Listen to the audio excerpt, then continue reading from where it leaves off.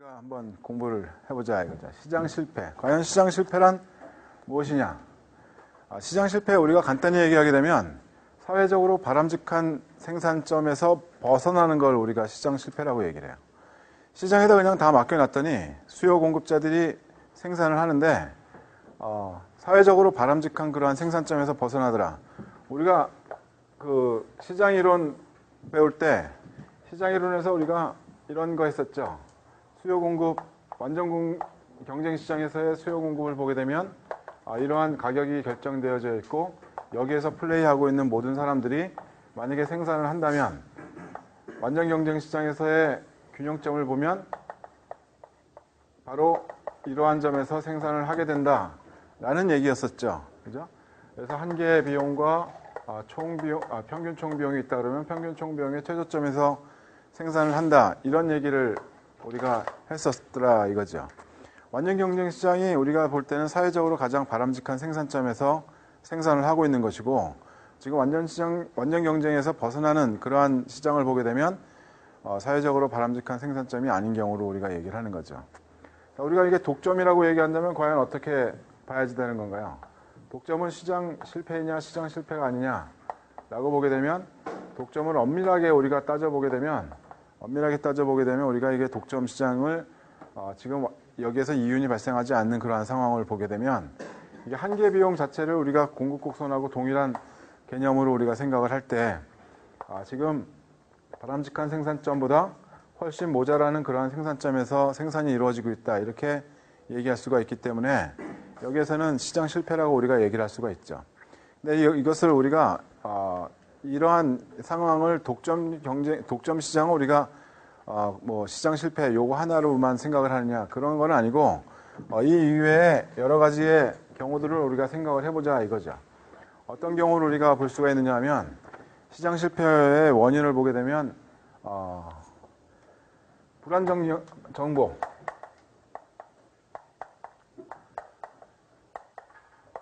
정보가 불완전해요. 내가 갖고 있는 정보하고 너희들이 갖고 있는 정보하고 다른 경우죠.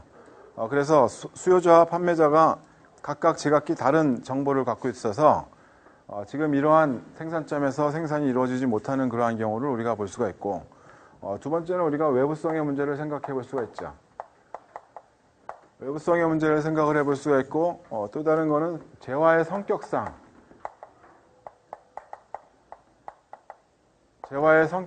이것이 바람직한 생산점에 가지 못하고 때로는 너무 많이 생산이 되고 때로는 너무나 덜 생산이 되는 그러한 경우를 우리가 보게 된다라는 거죠. 그래서 이러한 경우가 우리가 시장 실패가 나타날 수 있는 그러한 주요한 원인이 된다라고 얘기를 하게 되는 거죠. 그래서 오늘은 이것에 대해서 한번 자세하게 보자라는 얘기예요. 그죠? 불완전 정보, 재화의 성격, 외부성, 이러한 것에 대해서 우리가 한번 생각을 해보자라는 거죠. 자,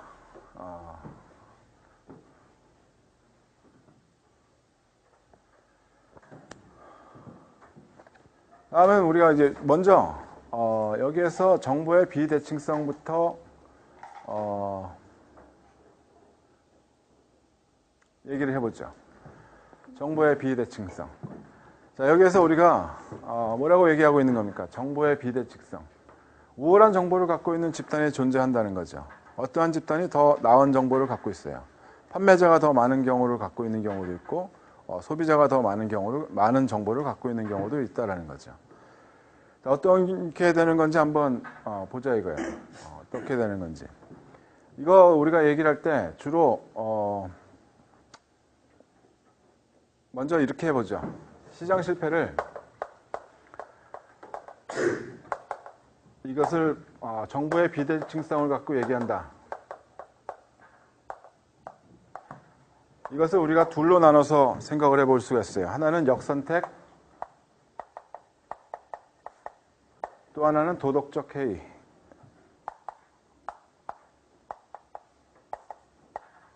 이렇게 얘기를 하죠. 역선택이라고 얘기한다면 감춰진 정보, 그렇게 되죠.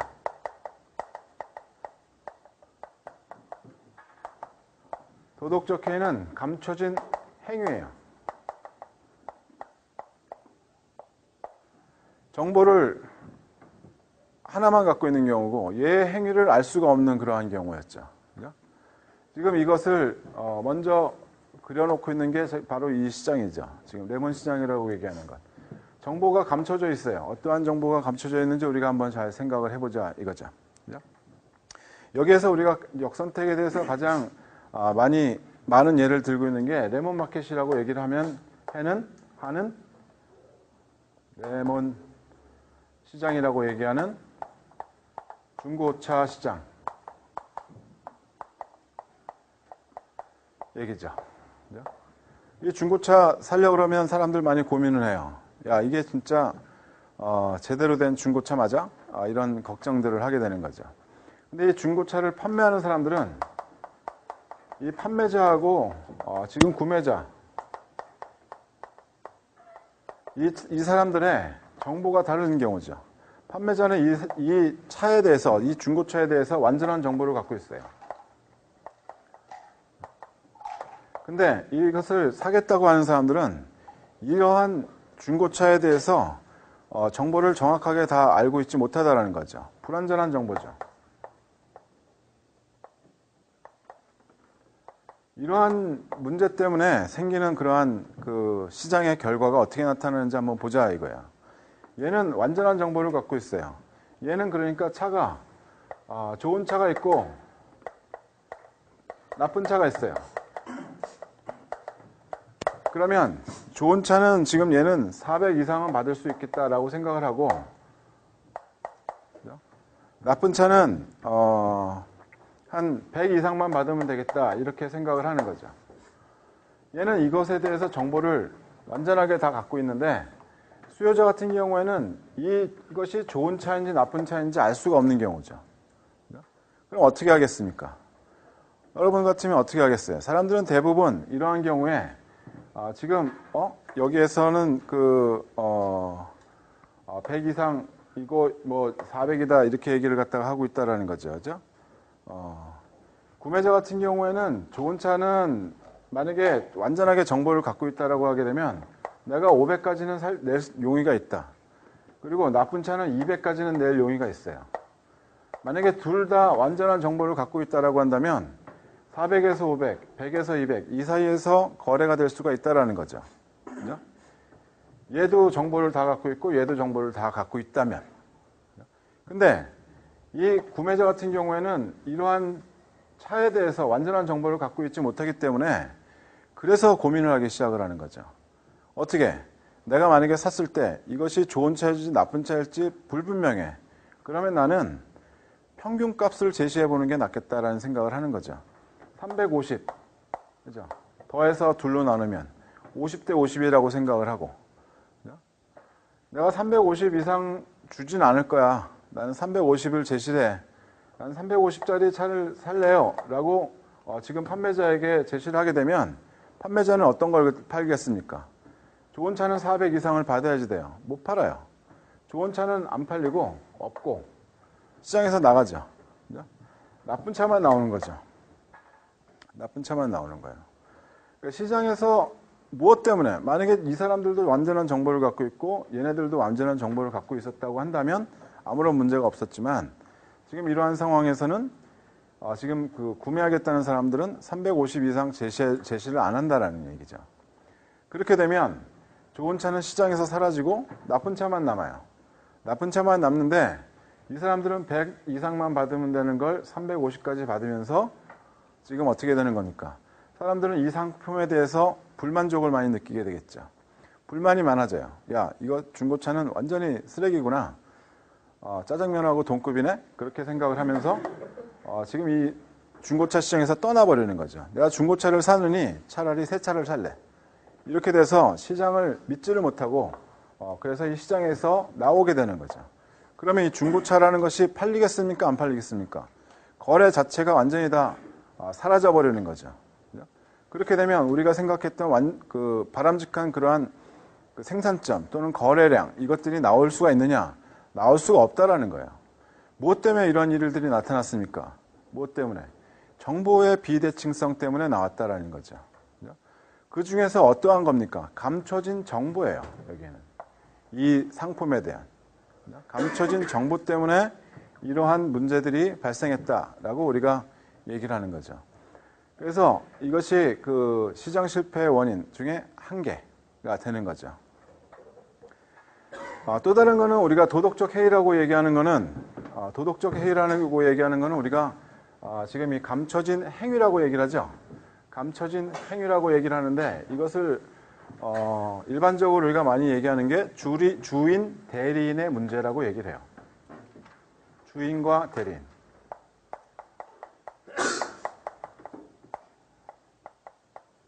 주인과 대리인의 문제다.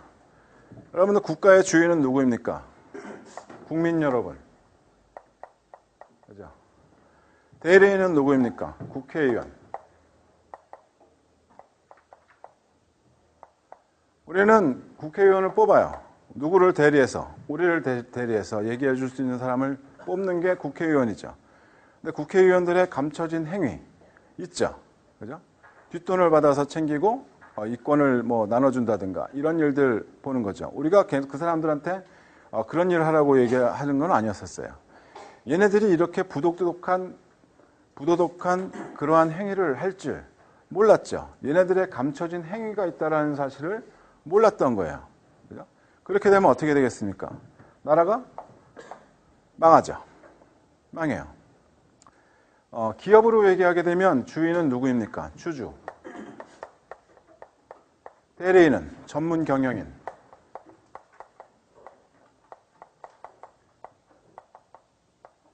이렇게 되죠. 그죠? 자, 이렇게 되면 주주는 전문 경영인을 뽑는데 지금 주권을 행사를 하죠. 그죠? 자, 이렇게 돼서 전문 경영인을 뽑아놨어. 전문 경영인을 뽑아놨더니 얘는 어떤 일을 하냐면 자신의 명성을 높이기 위해서 무리한 투자를 한다든가 매스컴에 타기 위해서 어떠한 이상한 짓거리를 한다든가 아니면 공금 횡령, 배임 이러한 감춰진 행위를 보이는 그러한 경우들이 있더라는 거죠. 그렇게 되면 이 회사는 어떻게 되겠습니까? 망하죠. 그죠?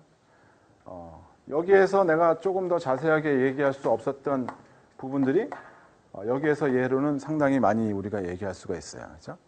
여기에 대해서는 우리가 너무 자세하게 얘기하게 되면 인상 써요, 사람들이. 그래서 꼭 그렇게까지 내가 얘기할 필요는 없을 것 같고 안 해도 알아요. 그죠? 주주와 전문 경영인으로 생각을 해보게 되면 여러분들이 충분히 이해를 할 수가 있다는 거죠. 내가 저 회사에 주식을 샀어. 난 이 회사에 투자를 한 거야. 그죠? 나는 저 회사에 어느 정도의 지분을 갖고 있는 거죠. 저 회사가 잘 되기를 바라네. 근데 얘는 자기 혼자만 잘 나가겠대. 자, 그러면서 회사를 갖다가 말아먹는 거죠. 말아먹는다는 얘기는 좀 표현이 좀 이상한가요? 회사를 망치는 거죠. 회사를 망쳐요. 그래서 이러한 문제들을 우리가 주로 보게 되면 안타깝죠. 이것이 무엇 때문에 나타났느냐. 얘가 이럴 줄 몰랐거든. 이러한 행위를 갖고 있다는 사실은 몰랐어요. 감춰진 행위 때문에 나타나고 있는 그러한 문제죠. 그래서 이런 것들을 보고 우리가 지금 그 도덕적 해이, 이 문제를 해결해야 된다. 이런 얘기를 하죠. 그죠? 여러분들 이런 얘기를 하다 보면 보험시장은 과연 어떻게 되는 겁니까? 이러한 질문을 하고 있는 책들이 간혹 있죠. 보험에 대해서 한번 생각을 해보죠. 보험을 가입하기 전, 가입 후, 금융상품이죠. 다른 보험 이외에 다른 금융상품도 마찬가지예요. 여러분들이 화폐금융이나 이런 쪽으로 가서 공부를 하다 보면 화폐시장에서 발생되는, 금융시장에서 발생되는 그러한 일들을 많이 보게 될 텐데 보험시장에서 우리가 생각을 해보자는 거죠. 보험, 가입 전에는 판매자와 구매자들 사이에 정보의 비대칭성이 있어요. 보험을 파는 보험회사 측면에서는 얘가 지금 불장난을 많이 하는 애인지 아니면 운전을 너무 과격하게 하는 애인지 알 수 있는 방법이 극히 드물어요. 설사 거기에 대한 정보를 좀 얻는다 하더라도 그것이 완전한 정보가 됐다라고 보기는 상당히 어렵다라는 거죠. 그 사이에 얘가 어떻게 박혔을지 어떻게 알아. 이러한 것들을 생각을 하겠죠. 가입 전에는 우리가 역선택의 문제가 발생하는 거죠. 역선택. 어떻게? 지금 가입 전에는 그러니까 비싼 보험을 제시를 하는 거예요.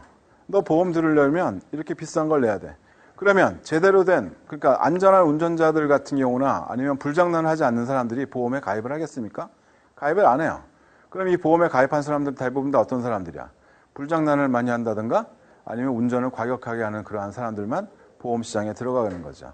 그럼 이 보험 시장이 어떻게 되겠습니까? 계속해서 가격이 올라가. 이러한 문제들이 생기게 되는 거죠. 안전한 운전자들은 점점 시장에서 빠져나가. 이러한 문제가 생긴다. 이런 얘기죠. 역선택, 가입 전에 이러한 문제가 생기고, 가입 후에는 지금 보험 당사자가 보험을 이제 계약을 한 이 사람이, 화재보험에 만약에 그 가입을 했으니까 이 사람들은 걱정을 안 하는 거예요. 집에서 맨날 불장난하고 놀아요. 불나면 뭐, 보험 타면 되지. 그리고선 자동차를 운전한다. 이건 범퍼카야. 갖다 계속 여기 가서 쿵, 저기 가서 쿵. 이렇게 하게 되면 이것을 우리가 도덕적 해이라고 얘기를 하는 거죠. 감춰진 행위죠. 그죠? 그래서 보험 시장 같은 경우에는 역선택과 도덕적 해이 두 개가 다 동시에 있는, 가입 전후로 나누어서 동시에 발생할 수 있는 그러한 시장이다라고 얘기를 하게 되는 거죠. 그래서 지금 보험 시장이 굉장히 어려운 상황이에요. 보험 시장이. 경기가 안 좋으면 사람들이 보험 해약하는 경우들이 많거든요. 이런 것들 우리가 생각을 해볼 수가 있다는 거죠. 시장 실패. 정보의 비대칭성 문제 하나가 끝났다는 거죠. 그죠? 자, 다음.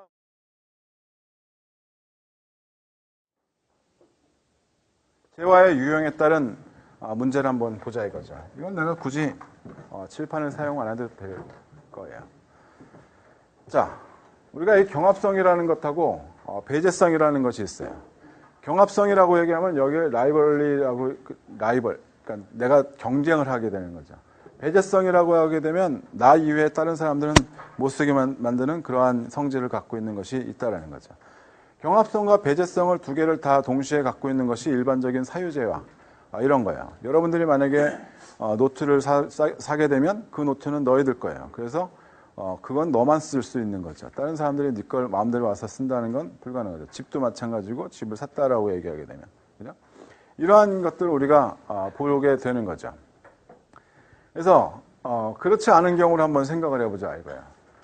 경합성은 없는데 배제성은 있어요. 이건 뭔 얘기냐?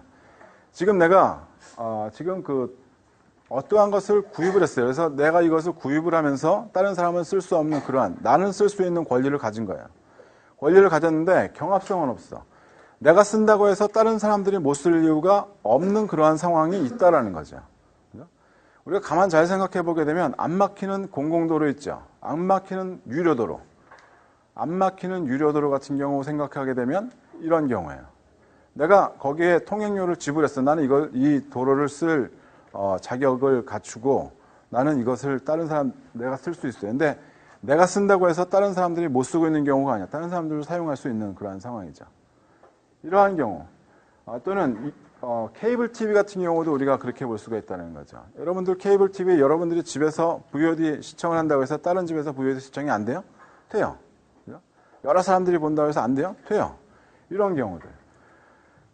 클라우드 컴퓨터 요새 소프트웨어 지금 많이 사용하는 경우들 있죠. 여러분들은 아직은 전부 다 어둠의 경로를 사용하나요? 그러지 마세요.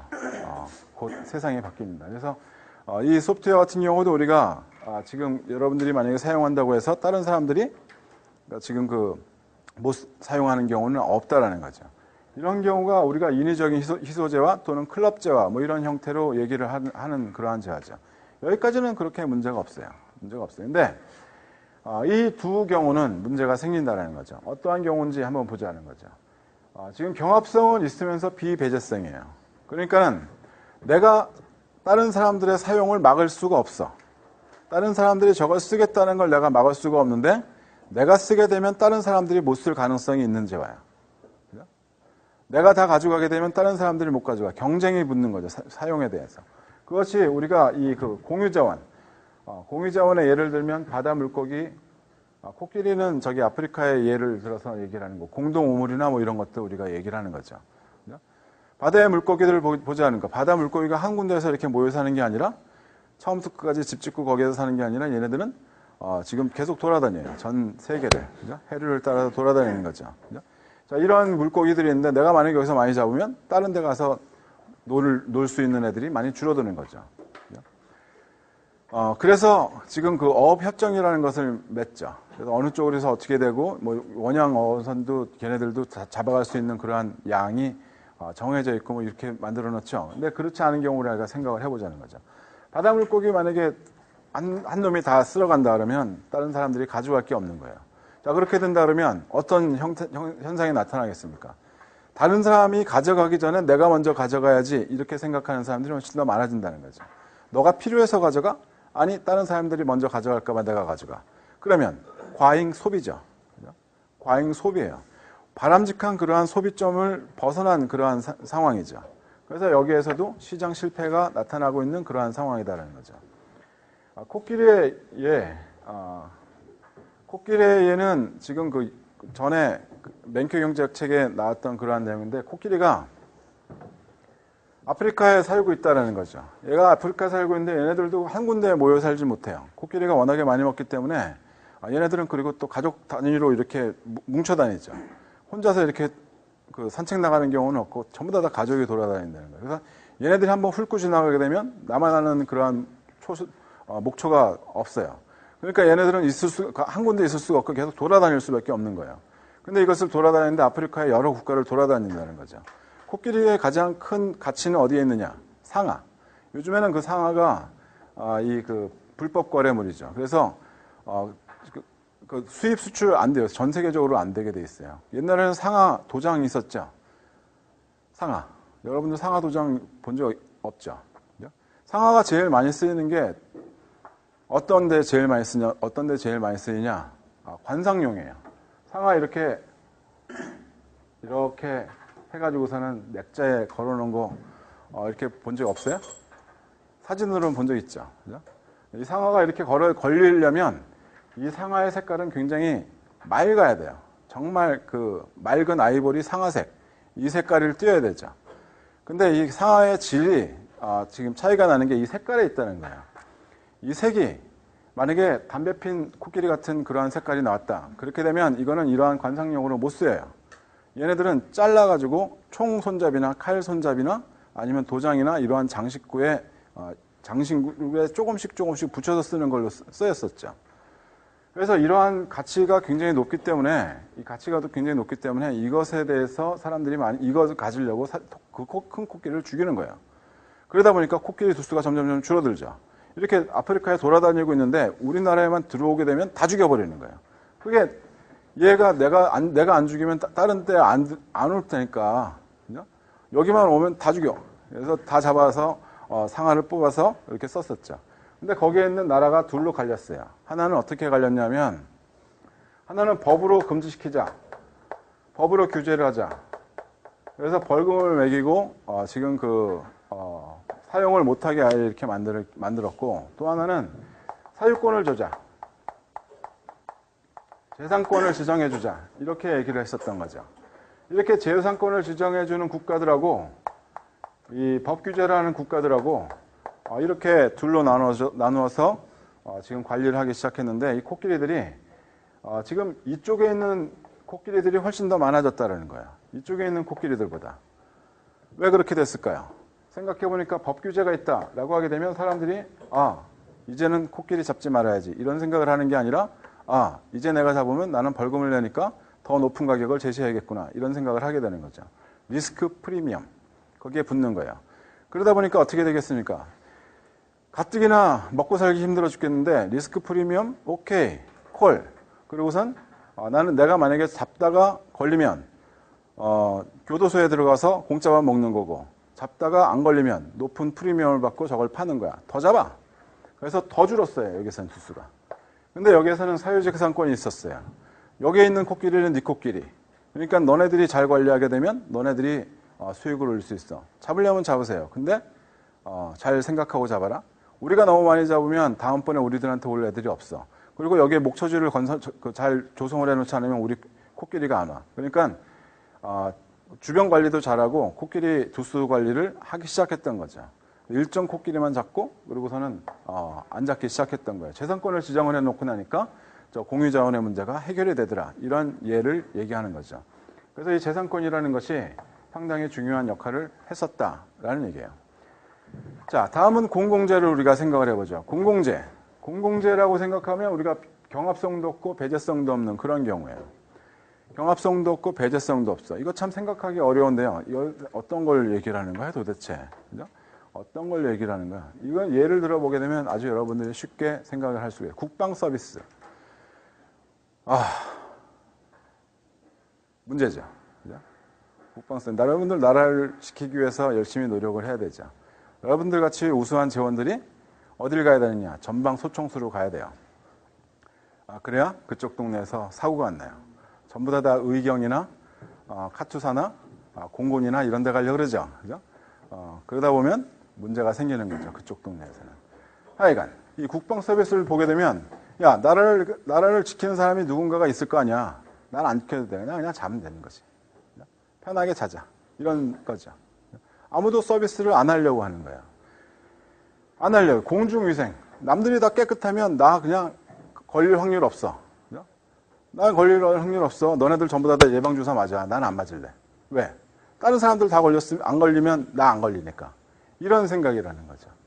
불꽃놀이. 불꽃놀이 내가 돈 줘서 나는 그냥 있다가 저쪽에서 터트리는 거 보게 되면 좋다 그러면 되는 건데 내가 돈 들여서 저걸 불꽃놀이를 만들어? 안 해. 그러는 거죠. 얼마 전에 불꽃놀이 했었죠. 그죠? 여러분들 불꽃놀이 보러 갔었나요? 거기서는 누군가가 1년에 한 번씩 하고 있는 거죠. 그죠? 근데 그런 경우 말고 다른 경우를 한번 생각을 해보자는 거죠. 다른 경우. 여러분들 요새는 어떤지 모르겠는데 바닷가에서 불꽃놀이 하는 경우도 간혹 봐요. 바닷가에 불꽃놀이를 보기가 제일 좋았던 동네가 내 기억으로는 속초해수욕장이었어요. 옛날 한옛날에 한 10년 전쯤에. 속초해변이 이렇게 있으면 이쪽에 지금 방파제가 이렇게 있었죠. 방파제에 옛날에는 조그마한 포장마차 같은 그런 식당들이 있었어요. 여기에 앉아서 하다 보면 여기 앉아서 하다 보면 달 있고요, 바다 있고요, 철썩 죽여져요. 그죠? 정말 죽이죠. 그런데 거기에 데코레이션까지 있어요. 어떤 애들이 여기에서 불꽃놀이를 하는 거죠. 빵. 또 멀리 떨어져 있어서 시끄럽진 않아요. 살짝 데코레이션이에요. 자, 내가 한잔 하려고 하는데 야, 지금쯤 누가 한 방 터트려줬으면 좋겠는데 그러면 진짜 터트렸어요. 또 한잔 하려는데 누가 한 번 터트렸으면 좋겠는데 누가 터트렸어요. 네가 좋으면 네가 누구한테 돈을 줘서 네가 얘네들 보고 야, 내가 한잔 할 때마다 터트려? 그러면 아무 문제 없는 거잖아요. 그렇지 않아도 터트리는 놈이 있는 거죠. 그죠? 그렇지 않아도. 그러면 여기에 있는 사람들은 거기에 대해서 생산을 하는데 투자를 하겠습니까? 안 해요. 안 하는 거죠. 끝까지 기다리는 거죠. 없으면 말고. 이러고 있는 거죠. 자, 그렇게 되면 어떻게 되는가? 과소생산이죠. 내가 원하는 만큼, 내가 정말 바람직한 그러한 생산점까지 가지 못하는 그러한 상황을 우리가 보게 된다는 거죠. 그래서 이러한 경우에는 우리가 어떻게 해야지 되느냐? 정부가 나서서 할 수밖에 없다라는 거예요. 일정 수준, 바람직한 그러한 생산점까지 정부가 생산을 이끌어 나가줘야 되는 거죠. 그래야 바람직한 생산점까지 갈 수가 있다. 이렇게 얘기하는 거죠. 이 재화의 성격상, 유형상, 지금 이렇게 지금 그 시장 실패가 나타나는 그러한 경우를 볼 수가 있는데 하나는 공유자원, 하나는 공공재. 어떠한 경우? 비경합성과 비배제성을 동시에 갖고 있는 거는 지금 공공재이고 비배제성을 갖고 있는 경우는 지금 그 공유자원. 저러한 거죠. 이게 과소소비가 아니라 과잉소비죠. 그죠? 공유자원. 그죠? 과잉소비예요. 그죠? 자, 다음은 뭘까요? 다음은 외부성이에요. 외부성을 우리가 두 가지로 나누어서 볼 수가 있죠. 외부성이라고 해서 늘 한 가지로만 나타나는 건 아니죠. 외부성은 제3자에게 영향을 미치고 있는 거예요. 시장 거래하고 아무런 상관없는 제3자에게 영향을 미치는 경제 행위가 나타날 때 이것을 우리가 외부성이라고 얘기를 하죠. 그죠? 그러니까 우리가 여기서 공부를 하고 있어요. 우리하고 아무런 상관없는 경제 행위를 밖에서 지금 공사를 하고 있다. 공사 때문에 시끄럽다. 우리는 외부성, 부정적인 외부성을 받게 되는 거죠. 그죠? 우리하고는 아무런 상관이 없는 그러한 거예요. 이러한 경우들을 우리가 한번 생각을 해볼 수가 있다는 거죠. 여기에는 이제 부정적인 외부 효과가 있죠. 부정적인 외부 효과. 부정적인 외부 효과, 악취, 소음,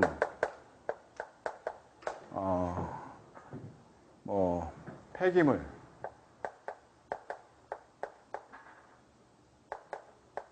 기타 등등, 오염, 물질.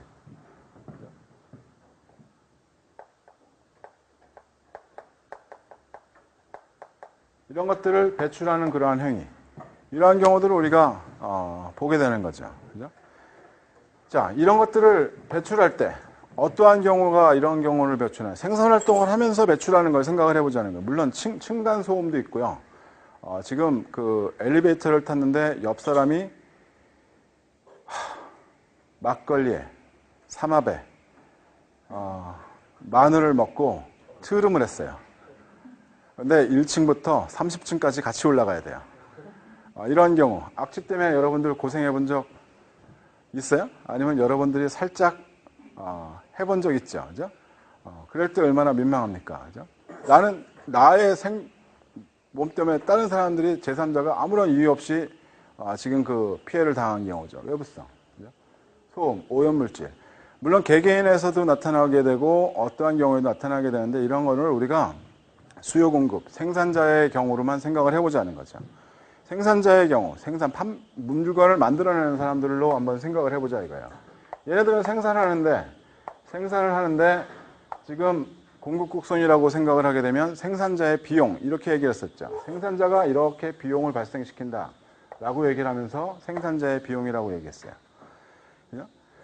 그런 상황을 얘네들은 이 정도의 가격을 받아야지 라고 얘기를 갖다 하고 있는 거였죠. 그죠? 근데 이것은 사적 비용이죠. 개인의 어떠한 사적 비용을 얘기를 하고 있는 거예요. 근데 사적 비용인데 얘네들이 실질적으로 이만큼의 생산량을 가져갈 때 여기에서 만약에 사적 비용 플러스 지금 오염물질을 배출하고 있다. 폐수를 방출한다. 뭐 이렇게 나타난다고 한다면 사실은 이것도 이 폐수, 이 오염물질, 이 사회적인 어떠한 비용, 누군가는 깨끗하게 만들어야 될 그러한 상황이죠. 그죠? 그것을 생각하지 않고 얘네들은 이렇게 만들어 놓은 거예요. 얘네들은 그러면 수요와 공급이 만나는 이러한 점에서 만약에 생산을 했다라고 가정을 해보자 이거죠. 그러면 지금 얘네들이 생산하고 있는 사적 비용만 생각하고 있던 이러한 생산점이 사회적으로 바람직한 그러한 생산점이냐? 아니다라는 거죠. 아니에요. 무엇을 생각을 해야 되느냐? 얘네들이 사회적으로 바람직한 그러한 생산점까지 가려고 한다면 사회적인 비용도 포함을 시켜줘야 된다는 거죠. 이러한 오염물질을 배출하고 있는 이러한 비용도 지금 자신들이 생산할 때 만들어내는 그러한 비용으로 포함을 시켜줘야지 그래야 정말로 사회적으로 바람직한 그러한 생산점은 여기가 된다는 거죠. 얘네들은 지금 어떻게 하고 있는 겁니까? 바람직한 생산점보다 훨씬 더 많이 생산을 하고 있어요.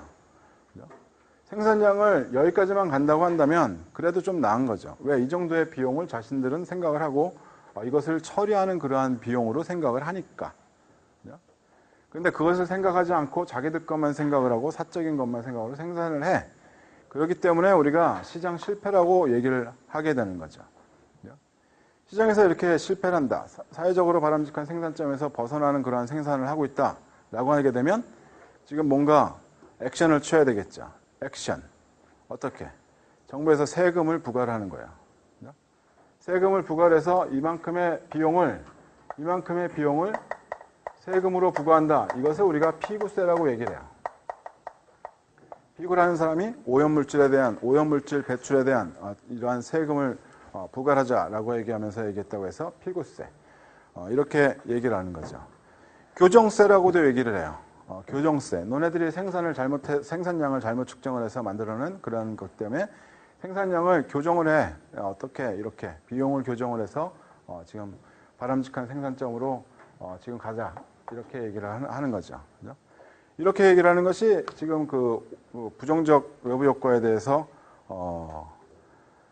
규제를 할 수 있는 그러한 방법 중에 하나가 되죠. 세금을 지금 부과를 하면서 나타날 수 있는 그러한 경우예요. 또 하나는 또 다른 방법은 어떤 게 있냐면 직접적으로 규제라는 거예요. 직접 규제. 어떻게? 오염물질을 방출 못한다. 그 물질을 방출하는 기업은 퇴출.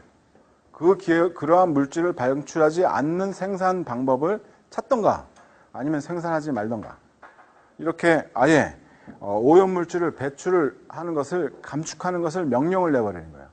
너는 이만큼의 오염물질을 방출한다고? 그것까지는 안 되고 여기까지는 내가 봐줄게. 방출량을 직접적으로 규제를 해주는 그러한 경우도 우리가 볼 수가 있다는 거죠. 그죠? 또 다른 경우는 배출권 거래. 여러분들 탄소 배출권 거래 뭐 이런 것 때문에 지금 얘기들 많죠? 그죠? 이 배출권 거래를 한번 생각해 보자는 거죠. 배출권을 거래한다 라고 얘기하는 거예요. 오염 한 단위당 배출 가격을 갖다가 주는 거예요. 그러니까는 기업이 있으면 기업이 A, B, C 이렇게 있어요. 그럼 얘네들한테 전부 다 배출권을 줘요. 배출 권리예요. 그죠? 배출할 수 있는 권리를 부여를 해주는 거죠. 몇 개씩, 100단위씩 주자. 예를 들어서 이렇게 배출 권리를 줘요. 그럼 얘네들은 100단위씩은 배출할 수 있는 권리가 있어요. 만약에 얘네들이 100단위 이상의 배출을 하려고 그러면 배출권을 사야지 돼요. 그 다음부터는. 그죠? 그런데 얘네들이 기업이 이제부터는 좀 우리가 이걸 아니면 우리가 배출하는 양을 줄일 수 있는 기술을 개발해. 둘 중에 하나를 생각을 해보자. 기술을 개발해서 만약에 배출할 수 있는 권리를 우리가 팔 수 있는 상황까지 올 수 있다면 얼마나 좋을까. 이런 생각을 하는 거죠. 얘네들은 기술을 개발했어요. 그러면 더 이상 배출 권리를 사지 않아도 돼요. 배출량을 줄였어요. 자, 그렇게 되면 얘네들은 어떻게 하겠습니까? 배출권을 갖고 있는 이 100개를 다른 기업들한테 팔 수가 있죠. 팔아. 그러면 이 정부에서 제시하는 이 배출권 한 개당 얼마, 이것보다 더 싸게 또는 이 가격에 판매를 하게 되는 거죠.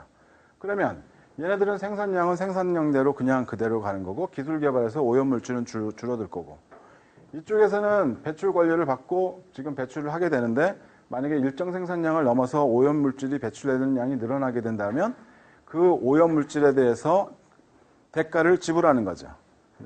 오염물질 내가 그만큼 배출하니까 내가 거기에 대해서 사회적인 비용을 내가 책임을 진다라고 해서 그 배출 권리를 사면서 지금 지불하게 되는 거예요. 이러한 형태로 지금 그 운영을 하겠다는 게 배출권 거래제도죠. 그죠? 이렇게 지금 보는 것이 지금 이 그 부정적 외부 효과 그리고 부정적 외부 효과를 해결하는 그러한 방법 이렇게 우리가 생각을 할 수가 있다는 거죠. 긍정적인 것으로 한번 가보죠.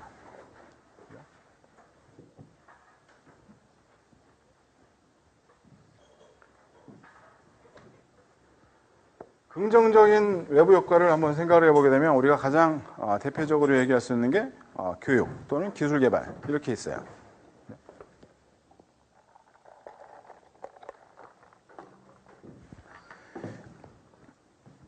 교육을 받는다. 그렇게 되면 교육을 받는 사람의 입장에서는 그죠? 내가 알아서 좋은 거야. 그죠? 내가 살아가는데 훨씬 더 좋아지는 거죠. 그런데 그 교육을 받은 사람들이 많아지게 되면 사회가 더 원활하게 움직여갈 수가 있어요. 그렇죠. 모든 사람들이 우리가 교육에 대해서 가장 기본적으로 따지는 게 뭡니까? 문맹률이에요. 저개발 국가의 특징 중에 하나가 문맹률이 높다죠. 그렇죠.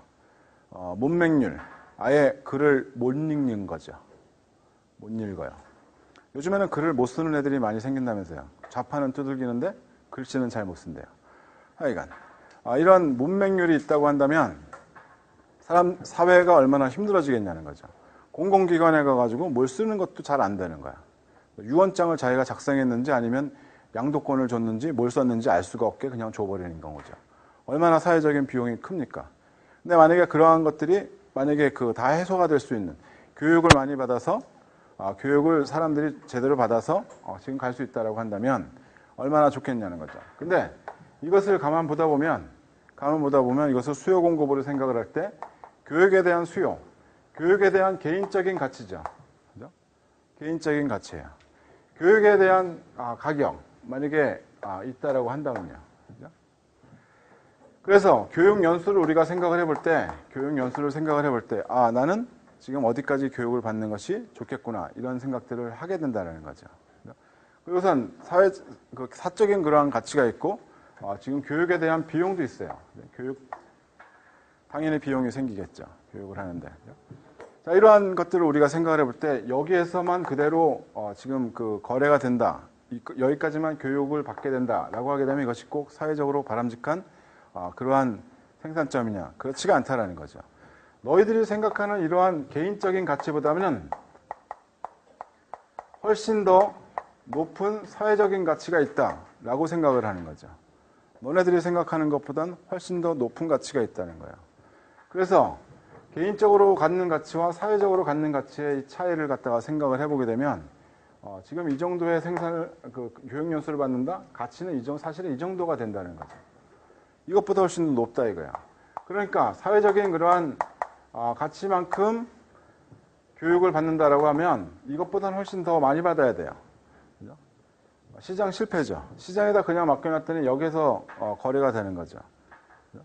사회적으로 바람직한 그러한 생산점이라고 생각한다면 이것보다 훨씬 더 많은 교육을 받는 것이 바람직하다라고 생각을 하는 거고요. 그래서 어떻게 하는 겁니까? 교육을 너희들이 생각하는 것보다 더 가치가 높으니까 우리가 이만큼 보조금을 지급을 할게. 보조금을 지급을 하게 되는 거죠. 교육뿐만 아니라 다른 분야에서도 나타날 수가 있어요. 기술, 그죠? 기술 개발. 기술을 하나 개발해 놓게 되면 이것의 파급 효과가 상당히 크죠. 그죠? 너 혼자만의 개인적인 그러한 가치를 보게 되면 지금 이 정도밖에 안 될 수 있을지 모르겠지만 사회 전체적으로 이 기술의 가치를 따져보게 되면 이것보다 훨씬 더 높은 가치를 갖고 있다는 거죠. 이러한 파급 효과까지 다 생각을 할 때 이러한 사회적으로 바람직한 그러한 그 생산점을 찾아볼 수가 있고, 여기서는 어떠한 기술 개발에 대한 수요와 공급이에요. 기술 개발에 대한 수요와 공급이죠. 그러니까 어떤 기술을 개발하는 거 우리가 지금 요즘에 많은 예를 들 수가 있을까요? 줄기세포도 생각을 할 수가 있고요. 바이오에 관련돼서도 생각을 할 수가 있고, 3D 프린터에 대해서도 생각을 할 수가 있고, 상당히 많은 그러한 새로운 기술들이 지금 나오고 있고, 그것이 전파가 되고 있죠. 이러한 파급 효과가 어디까지 갈지 사실은 알 수가 없는 그러한 상황이죠. 세상이 어떻게 얼마만큼 달라질지 알기가 굉장히 어려운 시점에 지금 우리는 있는 것 같아요. 그죠? 사물 인터넷 뭐 이런 것도 우리가 얘기를 하죠. 그러니까 지금 그 반도체 공장을 15조를 투입을 해서 새로운 반도체 공장을 만들겠다라고 얘기하는 게 기존의 과거에 똑같은 반도체 공장을 만들겠다라고 생각하겠습니까? 여러분들 같으면, 아니면 새로운 반도체를 신기술을 도입한 그러한 반도체를 만들려고 생각을 하겠습니까? 신기술이겠죠. 그래서 이런 것들로 우리가 생각을 해보게 되면 이 기술 개발이라는 것은 너희들이 갖고 있는 그러한 가치보다는 훨씬 더 높은 가치다라고 해서 거기에 대해서는 보조금을 지불해 주자, 이런 얘기들을 하게 되는 경우죠. 이렇게 얘기를 하는 것이 기술 개발, 긍정적인 효과에 대해서 우리가 얘기를 하는 거죠.